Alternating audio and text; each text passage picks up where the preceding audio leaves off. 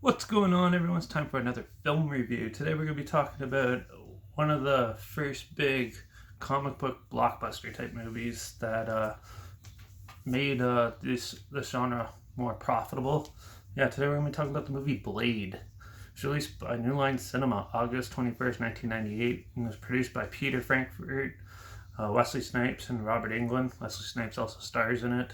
It was written by David S. Goyer and directed by Stephen Norrington, who also did the catastrophically bad The League of Extraordinary Gentlemen. He's also done The Last Minute Death Machine, Return to Oz, and it had a box office earnings of $131.2 million. It only had like a $10 million budget, so it was a highly successful film, and it showed studios that comic book movies can be profitable. So this is before the Marvel universe and all these other um, like even before X-Men and stuff came out like a year or two later.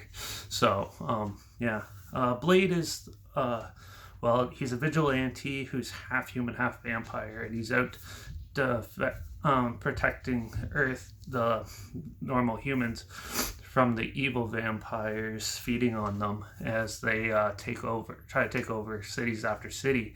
So he's there, being a defending them and protecting them. And yeah, so your typical superhero setup almost, though, like the police think he's a bad guy and stuff like that. And then he's also avenging the death of his mom. So he is out.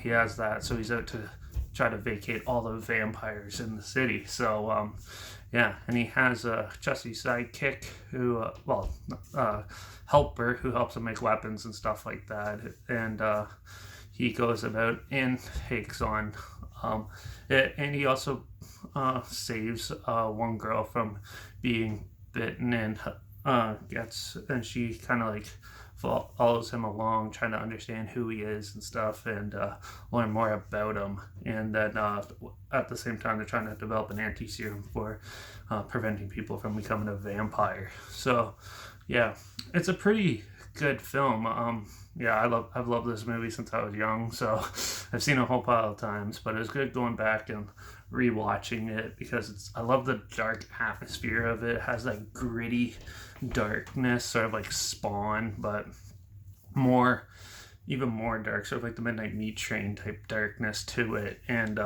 yeah, and just like the way they made the vampires look so cool and everything.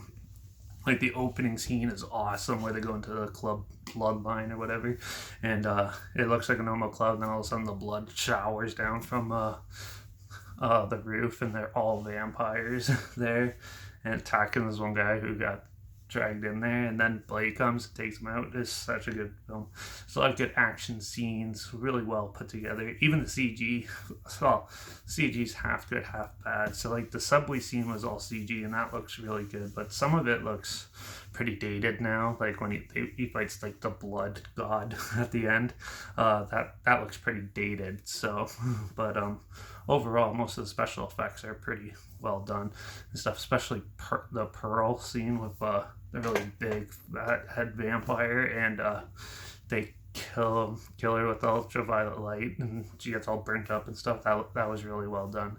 The acting's pretty good too for the most part. There's some that are questionable, but most of them are well done. And yeah, the acting is pretty good in this film overall. And yeah, it's just a good story, a good thing. They take like the superhero concept and make some horror in with it to make a good solid like action horror superhero film. And it did really well, and it's a good fun time. Besides a little bit of cheesy acting and dated blood of like CGI effects, it still holds up pretty well. And the story's really good. It's a little bit basic, but they definitely try to put their own like little spin on it, and it works really well. So I'm gonna give Blade a 4.5 out of 5.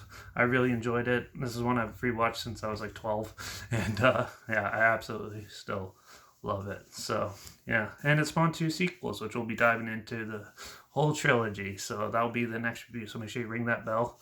Also, if this sounds like something you're interested in, or if you want to relive the trailers, link down below. Also, link down below is my Instagram. That's where I always post clips of films I'm going to review in the future on my story. I usually have the film title and hashtag, the subgenre of film and hashtag, so you're aware of it. Also down below is my Letterbox at DP Reviews. That's where I post my first star rating after watching the film. So follow me on one of those two platforms to stay in the loop with this channel. Like this video, share it so more people are aware of it. Comment your opinions of the film down below, and let me know what your favorite Blade film is, if you have one. Also, if you have any other films or film franchises in any genre that you want to hear my opinions on in the future, comment those down below. I'll try my best to get to them as soon as I can, and if I can find them. And don't forget to subscribe, because I'll find something weird, obscure, and odd that you probably never thought of checking out together, or so hear my opinions on popular films that come out at the time, somewhat like this, and classic films as well, and reviews on other things. But yeah, so Blade, top notch. So next one we're going to be going into is Blade 2, which is probably, as far as I remember, is really good. So we'll tune in next time to hear my opinions on that, and yeah, watch out for all this crazy vampires out there craving our blood, especially nowadays. And I guess I'll see you all in the next review. So until then, cheers.